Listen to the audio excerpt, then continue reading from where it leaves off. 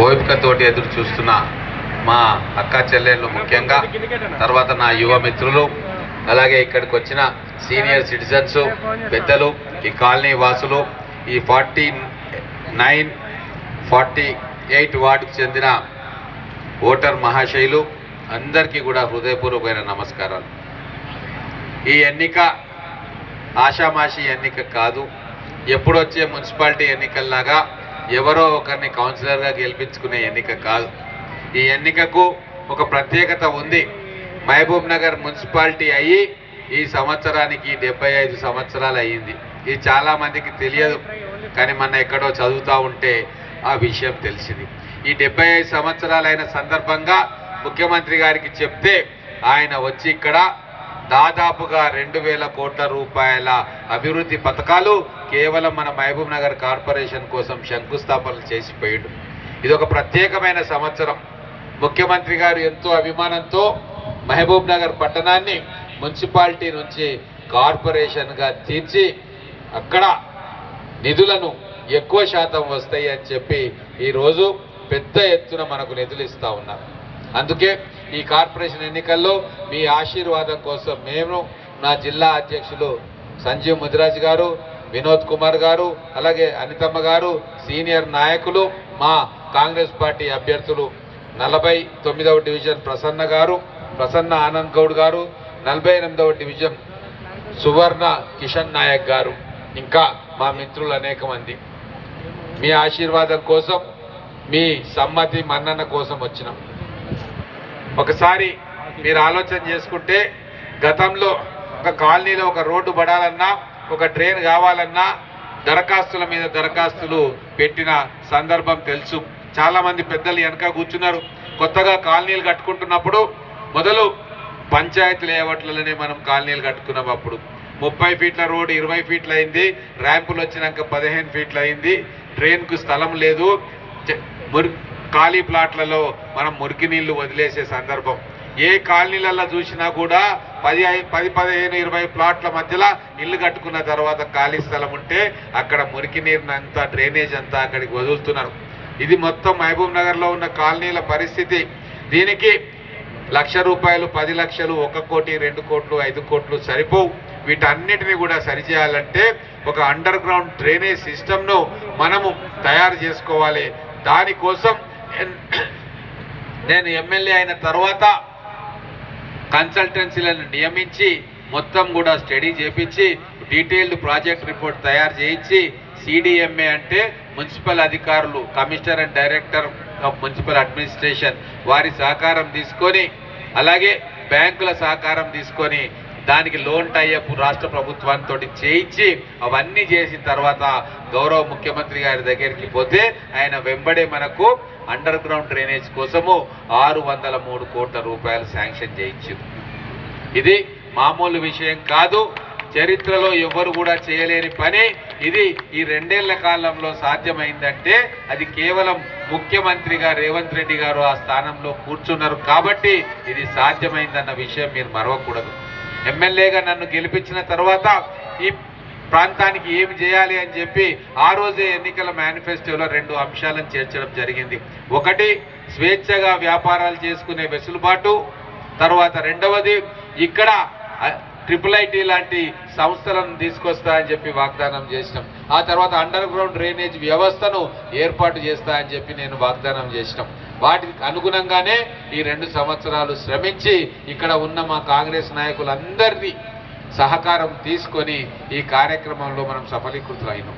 ఇప్పుడు మనకు ముఖ్యమంత్రి గారు స్వయంగా వచ్చి శంకుస్థాపన చేసిండు. త్వరితగతిన పనులు ప్రారంభమవుతాయి. కానీ ఇప్పుడు మనకు కార్పొరేటర్లందరూ కూడా కాంగ్రెస్ పార్టీ వాళ్ళ సహకారం మనకు అవసరం. ముఖ్యమంత్రి గారు ఒకటే మాట అన్నారు, మీ మహబూబ్ నగర్ ప్రజలు అడిగిన అన్ని కూడా నేను ఇస్తా ఉన్నా, మీరు చెప్పిన ప్రాజెక్టులన్నీ నేను శాంక్షన్ చేయిస్తున్నా, మరి నాకు రిటర్న్ గిఫ్ట్ ఏమి ఇస్తారు అంటే, నేను ఖచ్చితంగా మహబూబ్ నగర్ కార్పొరేషన్ను రిటర్న్ గిఫ్ట్గా మీకు ఇస్తామని చెప్పడం జరిగింది. వారు సంతోషపడతారు. నేను మా మహబూబ్ నగర్కి 1000 కోట్ల రూపాయల నిధులు ఇచ్చినందుకు వాళ్ళు ప్రేమతో ఆశీర్వదించి మా కాంగ్రెస్ పార్టీ అభ్యర్థులను గెలిపించి పంపించిన వాళ్ళు సంతోషపడతారు. వాళ్ళు సంతోషపడినప్పుడు మళ్ళీ ఇంకా ఎన్నో నిధులు తీసుకొచ్చే అవకాశం నాకు ఉంటుంది. ఈరోజు బీఆర్ఎస్ పార్టీ నాయకులు వస్తూ ఉన్నారు. మా ఆనంద్ కుమార్ గౌడ్ గారిని ఓడగొట్టడానికి. ఎందుకు ఆనంద్ కుమార్ గౌడ్ గారి మీద అంత కక్ష వాళ్లకు? ఆనంద్ కుమార్ గౌడ్ ఏం తప్పు చేసిండు? ఈ కాలనీలను డెవలప్ చేయలేదా? చైర్మన్ గా ఉండి మొత్తం కూడా ఈ ప్రాంతంలో ఎక్కడెక్కడ ఏమేమి అవసరాలు ఉన్నాయని చెప్పి ప్రతి కాలనీ తిరిగి అక్కడ పెద్దలతోటి ఆ సమస్యల గురించి మాట్లాడి దాన్ని నాతో చర్చించి కౌన్సిల్లో ఆమోదింపజేసుకొని వాటిని పూర్తి చేయడానికి చైర్మన్ గా వారి బాధ్యతను సంపూర్ణంగా నిర్వహించింది. గతంలో బీఆర్ఎస్ పార్టీకి చెందిన చైర్మన్ ఉంటే ఆయన ఎట్లా ఉండేనో, ఎక్కడ ఉంటుండేనో, ఏడు ఉంటుండేనో ఎవరికి తెలియదు. కానీ ఆనంద్ గౌడ్ గారిని చైర్మన్ గా చేసిన తర్వాత ఓ మహబూబ్ నగర్ మున్సిపాలిటీ చైర్మన్ అంటే ఇగో ఇట్లా ఉంటాడు, అందరికీ అందుబాటులో ఉంటాడు, అన్ని అభివృద్ధి కార్యక్రమాలు చేస్తాడు, అన్ని పార్టీలను కలుపుకొని పోతాడు, ఏకతాటి మీద అభివృద్ధి కార్యక్రమాలను గ్రౌండ్ చేస్తాడు అని చెప్పి మనకు ఈ సంవత్సర కాలంలో మనకు చెప్పిండు. అందుకోసమేనా ఆయనను ఓడగొట్టాలని చెప్పి రకరకాల పన్నాగాలు, రకరకాల కుట్రలు పన్నుతా ఉన్నారు. ఎట్టి పరిస్థితిలో ఆనంద్ గౌడ్ గారు వార్డుకు చేసిన సేవలు ఈ వార్డు ప్రజలు ఎప్పటికీ మరవరు. దాదాపుగా ఎన్ని కోట్లు? 8 crores, 8 కోట్ల రూపాయల పని కేవలం ఈ 2 సంవత్సరాల కాలంలో చేసిండు. గతంలో ఆయన అప్పుడున్న మాజీ మంత్రికి సన్నిహితంగానే ఉండే, కానీ 1 రూపాయి పని కూడా రాలే, అప్పుడు ఇవ్వలే. కానీ కాంగ్రెస్ ప్రభుత్వం వచ్చిన తర్వాత, వారు కాంగ్రెస్ పార్టీలోకి మారిన తర్వాత 8 కోట్ల రూపాయలతోటి ఈ కాలనీలన్నింటినీ డెవలప్ చేసింది. ఈ కాలనీలే కాదు, చుట్టుముట్టు కాలనీల్లో కూడా వారు అభివృద్ధికి ప్రణాళికలు పెట్టి నాతో చర్చించి ఆమోదం చేసుకొని కౌన్సిల్లో పాస్ చేయించిండు. ఒక సమర్థవంతమైన నాయకుడు, యువ నాయకుడు, ఎంతో భవిష్యత్తు ఉన్న నాయకుడు. మరి ఎందుకు ఈయనను చూస్తే వాళ్ళ కడుపు మంటూ నాకు అర్థం కాదు. ఎన్నో కుట్రలు చేస్తూ ఉన్నారు, అవన్నీ మాకు తెలుస్తూ ఉన్నాయి. రకరకాలుగా ప్రలోభ పెట్టే ప్రయత్నం చేస్తున్నారు. ఆ ప్రలోభాలకు మీరు దయచేసి లొంగగుద్దు. ఈరోజు ఒక మాట చెప్తా ఉన్నా, ఈరోజు కాంగ్రెస్ పార్టీ ఎమ్మెల్యేగా నేనున్నా, పైన ముఖ్యమంత్రి గారు రేవంత్ రెడ్డి గారు ఉన్నారు. ఈ కాలనీల పెద్దలు ఏ కాగితం తీసుకొని వచ్చినా, ఏ రోడ్డు కావాలన్నా, ఏ ట్రైన్ కావాలన్నా అధికారంలో మేము ఉన్నాం. కాంగ్రెస్ పార్టీ మాతోటి సాధ్యమైతే తప్ప అధికారంలో ఉండి కూడా 10 సంవత్సరాలు ఏమీ చేయలేని వ్యక్తులు ఈ రోజు అధికారం లేకుండా రేపు కార్పొరేటర్ అయితే 1 రూపాయి కూడా మన కాలనీలకు తీసుకొచ్చే సత్తా వాళ్ళకు ఉండదు, వాళ్ళకు రాదు. ఎందుకంటే కాంగ్రెస్ పార్టీ అధికారంలో ఉంది. మీకు కాంగ్రెస్ పార్టీని గెలిపించిండ్రు కాబట్టి ముఖ్యమంత్రి అయ్యిండు, ఎమ్మెల్యే అయ్యిండు. ఇక్కడ కార్పొరేటర్ను కూడా గెలిపించుకొని బ్రహ్మాండంగా నిధులు తీసుకొని వచ్చుకొని అభివృద్ధి చేసుకోవాల్సిన బాధ్యత, అవసరం ఇప్పుడు మనకుంది. కాబట్టి 49వ డివిజన్లో ప్రసన్న గారిని గెలిపించాలి. అలాగే 48వ డివిజన్ మా చెల్లెలు సువర్ణ గారు గతంలో ఎన్నో బాధలు పడ్డారు, ఎంతో ప్రజాసేవ చేసిండ్రు. వాళ్ళ కిషన్ నాయక్ గారు ప్రజలు అప్పుడు అధికార పార్టీ అని చెప్పి అక్కడ వేసిండ్రు ఓటు. అయినా సరే కాంగ్రెస్ పార్టీ దగ్గరనే ఉండి ఎటు పోకుండా మళ్ళీ ఇప్పుడు అవకాశం వస్తే మీ ముందుకు వచ్చిండ్రు. ఖచ్చితంగా 49వ వార్డు డివిజన్ కూడా ఇక్కడ 48వ వార్డు డివిజన్లో ఎటువంటి అభివృద్ధి పనులు జరుగుతున్నాయో ఆ 48లో కూడా అటువంటి అభివృద్ధి పనులే 1 కోట్ల రూపాయలతో ఖచ్చితంగా చేయిస్తాం. దానికి బాధ్యత నేను తీసుకుంటా. కాబట్టి ఈ 2 డివిజన్లలో మా అభ్యర్థులను బ్రహ్మాండంగా గెలిపించాలి. ఈ 2 డివిజన్లే కాదు, మీ చుట్టుముట్టు మిత్రులు ఉంటారు, బంధువులు ఉంటారు, స్నేహితులు ఉంటారు. మహబూబ్ నగర్లో జరుగుతున్న అభివృద్ధిని మీరందరూ కల్లారా చూస్తున్నారు. కాబట్టి అందరూ కూడా కాంగ్రెస్ పార్టీకి ఓటు వేయాలని చెప్పాలని చెప్పి మనమే చేస్తా ఉన్నాం. భగీరథ కాలనీ నుంచి మొదలుకుంటే పాలకొండ దాకా అస్తవ్యస్తంగా ఉండే పరిస్థితి. ఈ గ్రామాలన్నింటినీ కూడా, ఇది మొదలు క్రిస్టియన్పల్లిలో ఉండే, అంతేనా, మర్లులో ఉండే, క్రిస్టియన్పల్లి తర్వాత పక్కదంతా మర్లులో ఉండే. వీటన్నిటినీ కూడా అప్పుడు మున్సిపాలిటీలో విలీనం చేయించినప్పుడు నేను ఎమ్మెల్యేగా ఉన్నా. కానీ 2014లో నేను ఎమ్మెల్యేగా ఓడిపోయిన తర్వాత అప్పటి నుంచి మొన్నటి దాకా అప్పుడు ఎట్లా ఉండేనో పరిస్థితి ఈ 9.5 ఏళ్ళు 10 ఏళ్ళు అట్లనే ఉంది. ఎక్కడ కూడా అభివృద్ధి జరగలే. మరి అభివృద్ధి 9.5 ఏళ్లలో జరగకుండా నేను చాలా గొప్పగా అభివృద్ధి చేసిన అని చెప్పి ఈ మధ్యన ఆ మాజీ మంత్రి గారు ఏదో మాట్లాడుతూ ఉన్నారు. ఎక్కడ అభివృద్ధి జరిగిందో కనబడతలేదు. రోడ్ల మీద అభివృద్ధి జరిగింది. మా పిల్లల కోసం ఏమైనా కాలేజీలు తెచ్చినవా, లేకుంటే మా కాలనీలలో రోడ్లు వేపించినవా, ట్రైన్లు వేపించినవా, లేకుంటే ఇంకేం కార్యక్రమాలు చేసినవా అని అడుగుతా ఉన్నాం. అప్పటి ముఖ్యమంత్రి కేసీఆర్ గారు ఆయన ప్రాంతానికి నిధులు తీసుకుపోతుంటే 50,000 కోట్ల రూపాయలు ఆ ప్రాంతానికి తీసుకుపోయి సిద్దిపేటలో అండర్ గ్రౌండ్ డ్రైనేజ్ వ్యవస్థ, సిరిసిల్లలో డ్రైనేజ్ వ్యవస్థ, గజ్వేలలో డ్రైనేజ్ వ్యవస్థ చేస్తుంటే మా పాలమూరుకు ఎందుకు డ్రైనేజ్ రాదు, అండర్ గ్రౌండ్ డ్రైనేజ్ ఎందుకు రాదు, నిధులు ఎందుకు రాదు అని చెప్పి ఒక్క రోజైనా మీ ముఖ్యమంత్రి గారిని అడిగినవా? అడిగితే వచ్చిండేదేమో, నువ్వు అడగకనే పోతివి. నీ దృష్టంతా ఎవరికి తాకులాట పెట్టాలి, ఎవరికి పంచాయతీలు పెట్టాలి, వీటితోటే మొత్తం 9.5 ఏళ్ళు గడిపినావు. కాబట్టే మా కాలనీలు ఇంత అధ్వానమైన పరిస్థితిలో ఉన్నాయి. ఇది గమనించే మీరు విశ్వాసంతో నాకు ఓటేసినందుకు మీ రుణం తీర్చుకోవాలని చెప్పి అహర్నిశలు కష్టపడి 24 గంటల పని మీదనే ఉండి 2 సంవత్సరాల కాలంలో కాలేజీలతో పాటు, స్కూల్స్తో పాటు, ట్రైనింగ్ సెంటర్లతో పాటు ఇక్కడ గొప్ప అండర్ గ్రౌండ్ డ్రైనేజ్ వ్యవస్థ నిర్మాణం కోసం శాంక్షన్ చేయించినాం. ఇది ఎవరికి సాధ్యం కాలే. తెలంగాణలో 2 సంవత్సరాల్లో 2,000 కోట్లు నిధులు తీసుకొచ్చిన నియోజకవర్గం ఏదైనా ఉంది అంటే అది కేవలం మహబూబ్ నగర్ నియోజకవర్గమే. దాంట్లో మహబూబ్ నగర్ పట్టణానికి తీసుకొచ్చినాం. కేవలం హైదరాబాద్, వరంగల్ పట్టణానికే ఇంతకంటే ఎక్కువ నిధులు వచ్చినాయి తప్ప మిగతా ఏ కార్పొరేషన్ కు కూడా మన కార్పొరేషన్ కు వచ్చిన నిధులు రాలేదంటే మన మీద ముఖ్యమంత్రి గారికి ఎంత ప్రేమ ఉందో ఒక్కసారి అర్థం చేసుకోండి.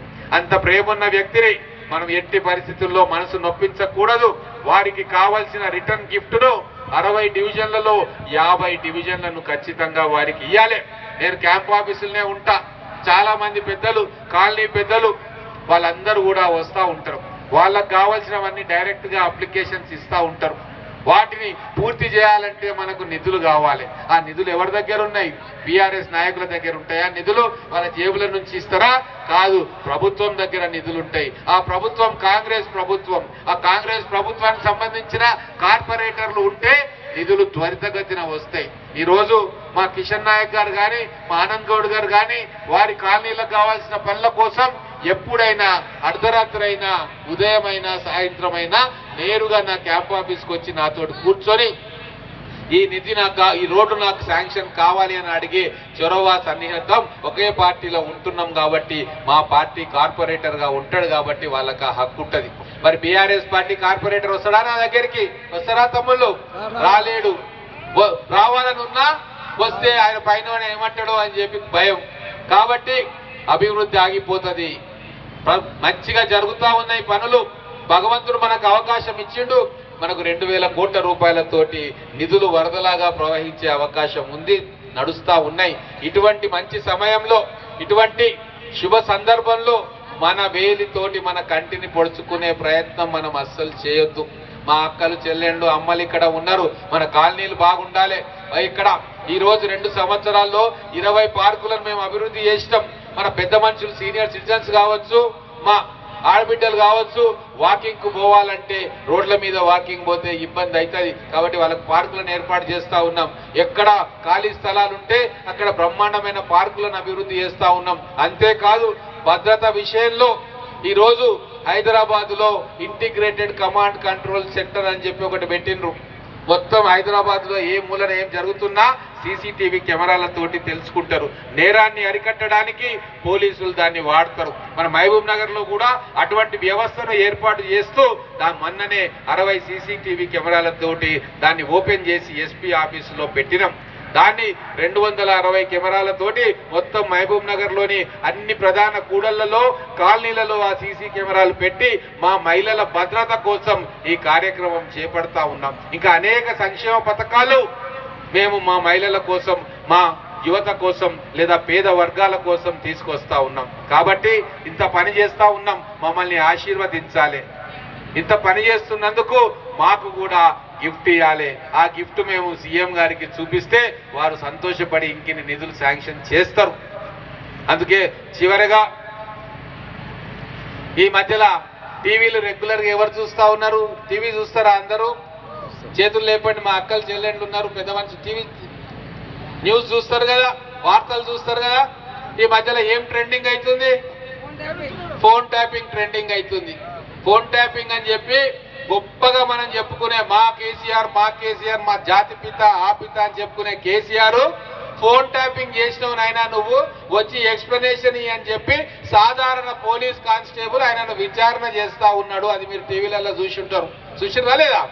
మరి గటువంటి చరిత్ర బీఆర్ఎస్ పార్టీది. 10 ఏళ్ళు పరిపాలన చేసి అభివృద్ధి చేయలే, ఫోన్ ట్యాపింగ్లు చేసిరు. ఇది ఎన్ఎం శ్రీనివాస్ రెడ్డి అనట్లేదు, రేవంత్ రెడ్డి గారు అనట్లేదు. స్వయాన కేసీఆర్ కూతురు, సొంత కూతురు ఇంటి అల్లుడి ఫోన్ ట్యాప్ చేస్తావా నువ్వు, ఇంత దౌర్భాగ్యమా అని చెప్పి బీఆర్ఎస్ నాయకులను ప్రశ్నించింది. ఇంక అంతకంటే దౌర్భాగ్యం ఏముందమ్మా? అంతకంటే సిగ్గుమాలినతనం ఇంకేమైనా ఉంటుందా? సొంత బిడ్డల మీద ఫోన్ ట్యాపింగ్ చేసే వ్యక్తులకు చెందిన పార్టీలకు చెందిన ఈ రౌడీ మూకలకు మనం ఓట్లేస్తే మహబూబ్ నగర్ ఏమైతుందో ఒక్కసారి ఆలోచన చేయండి. గతంలో జరిగింది చాలు. 10 సంవత్సరాల చీకటి రాజ్యం మళ్ళా రావాలన్నా మహబూబ్ నగర్ కు ఒక్కసారి ఆలోచన చేయండి. వద్దురా బాబు అని చెప్పి వదిలించుకున్నాం. వద్దురా నాయన, ఈ కష్టాలు మాకు, ఈ కన్నీళ్లు మాకు, అరాచకం వద్దు, అభివృద్ధి కావాలి, మాకు అహంకారం వద్దు, ఆప్యాయత కావాలి అని చెప్పి ఈరోజు కాంగ్రెస్ పార్టీలో ఎమ్మెల్యేగా నన్ను ముఖ్యమంత్రిగా రేవంత్ రెడ్డి గారిని గెలిపించుకున్న తర్వాత కూడా ఆ దరిద్రాన్ని తీసుకొచ్చి మన నట్టింట్లో ఎందుకు పెట్టాలి అని చెప్పి నేను ప్రశ్నిస్తా ఉన్నా. అవసరమా మనకు మహబూబ్ నగర్ కు ఇటువంటి పార్టీలు, ఇటువంటి వ్యక్తులు? అందుకే ఆలోచన చేయాలి. మళ్ళా ఒక 5-6 ఇటువంటి వాళ్ళు మోపై కౌన్సిల్లకు పోయిందంటే కౌన్సిల్ మొత్తం భ్రష్టు పడుతుంది. మళ్ళా అరాచకం మొదలవుతుంది. ఖాళీలకు గుండాల తండాలు పోతాయి, బెదిరిస్తారు, వసూలు చేస్తారు. ఇవన్నీ కూడా దూరం పెట్టాలని చెప్పి ఇంతకాలం ప్రయత్నం చేస్తా ఉన్నాం. వాటిని అడ్డుకోవడానికే ఈ చెయ్యి అడ్డం పెట్టి అడ్డుకునే ప్రయత్నం చేస్తా ఉన్నాం. అదే చెయ్యికి మీరు ఓటేసి ఆ చెయ్యే మీకు శ్రీరామ రక్షగా ఉంటది అని మీ అందరికీ తెలియజేసుకుంటా ఉన్నాం. అందుకే మీరందరూ ఆలోచన చేయాలి. కుండలో పాలుంటాయి, ఒక్క విషపు చుక్క పాలు మొత్తాన్ని విషంగా మారుస్తుంది. అందుకే ఏదైతే సంస్కృతి 2014 కంటే ముందు ఈ పాలమూరు పట్టణంలో ఉండెనో, అన్ని పార్టీలకు చెందిన వ్యక్తులు అన్నదమ్ములలాగా కలిసిమెలిసి ఎలక్షన్లప్పుడు రాజకీయాలు, తర్వాత కూర్చొని కలిసిమెలిసి ఉండే సంస్కృతి ఉండే. నేను కూడా ఎమ్మెల్యేగా ఉండే అప్పుడు కాంగ్రెస్ నాయకులుగా వీరందరితోటి మాకు సత్సంబంధాలు ఉండే. పెళ్లిళ్లలో, ఫంక్షన్లలో కలిసిమెలిసి ఆప్యాయతంగా కూర్చొని మాట్లాడుకొని మా పనులు మేము చేసుకునే వాళ్ళం, ఒకరికొకరు సహకారం అందించుకునే వాళ్ళం. కానీ ఆ మంచి వ్యవస్థ, మన పెద్దలు మనకిచ్చిన వారసత్వం, మన సంస్కృతి 2014లో ఈ బీఆర్ఎస్ పార్టీ వచ్చిన తర్వాత తునాతునకలైపోయింది, కాలరాయబడ్డది, కొత్త విష సంస్కృతికి బీజం పడ్డది. అది దౌర్జన్యాలు, పోలీసుల పెట్టి పిల్లల మీద నిర్బంధాలు, అక్రమ కేసులు. ఒక పార్టీ ఇంకో పార్టీ మాట్లాడితే చాలు, ఫోన్ చేస్తే కష్టం, దావతులకు పోతే కష్టం, పెళ్లిళ్ళకు పోతే కష్టం, ఫోటోలు తీసుకోవడం, వాట్సాప్ లో పంపించడం, ఇంకో చేయడం, పక్కన మాట్లాడితే పక్కన ఎవరు చేయడం. ఈ బెదురుగా మన వారసత్వాన్ని, మన సంస్కృతిని కాలరాసిండ్రు. మళ్ళీ అదృష్టం బాగుండి మీ అందరికీ ఆలోచన వచ్చి ఆ సంస్కృతిని పారదోలినం. అది ఎక్కడి సంస్కృతో తెలియదు, మన పాలమూరు సంస్కృతి కాదు. మళ్ళీ 2 సంవత్సరాల్లో మళ్ళీ పాత సంస్కృతిని మళ్ళీ ప్రతిష్ఠించే ప్రయత్నం చేస్తా ఉన్నాం. ఇటువంటి సందర్భంలో మళ్ళీ మనం వద్దనుకున్న వ్యక్తులు, వద్దనుకున్న పార్టీలు మళ్ళీ మన మహబూబ్ నగర్ లో ప్రవేశపెడితే మనకే నష్టం జరుగుతుందన్న విషయాన్ని మీరందరూ ఆలోచన చేసి విజ్ఞతతోటి ఓటు వేసి మా రేవంత్ రెడ్డి గారికి గిఫ్ట్ ఇవ్వాలి. ఎమ్మెల్యేగా నేను పడుతున్న కష్టానికి మీరు నాకు కూడా గిఫ్ట్ ఇవ్వాలి. అలాగే కష్టపడి పనిచేస్తున్న మా ఆనంద్ గౌడ్ గారిని భారీ మెజారిటీతో గెలిపించాలి. యువకుడు, ప్రజలకు సేవ చేయాలని చెప్పి వచ్చిన మా పేదవాడు కిషన్ నాయక్, వారికి కూడా మీరు అత్యధిక మెజారిటీతో గెలిపించి వారిని కూడా కార్పొరేషన్ కు పంపించాలని చెప్పి కోరుకుంటూ సెలవు తీసుకుంటా ఉన్నాం. చేతి గుర్తుకే